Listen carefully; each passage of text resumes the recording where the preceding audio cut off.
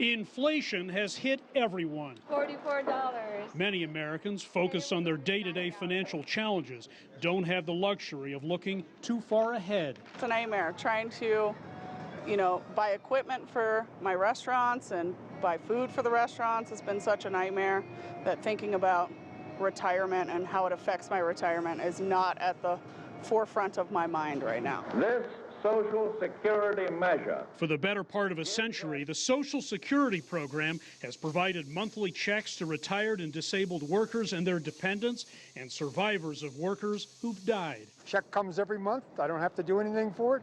Medicare is part of it. Health care, it's all a good deal. But a new study shows 2/3 of Americans are unaware that Social Security is protected against inflation, and 70% aren't confident it will remain funded in their lifetimes. Well, the health is good at the moment.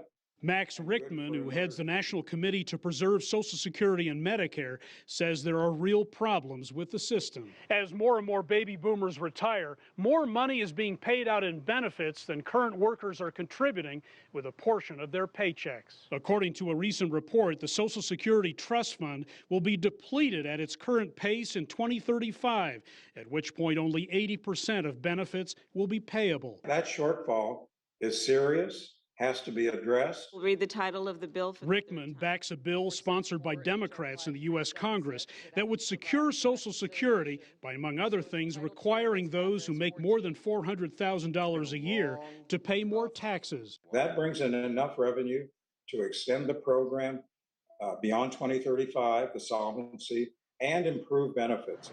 Some Republican politicians who were opposed to tax hikes have called for other approaches, like letting younger workers invest their retirement money. We need fresh and innovative thinking, right? Maybe we should privatize Social Security, right? Private retirement accounts, get the government out of it. Critics of the idea call it a gamble, that government investments with cost of living adjustments are a much safer option.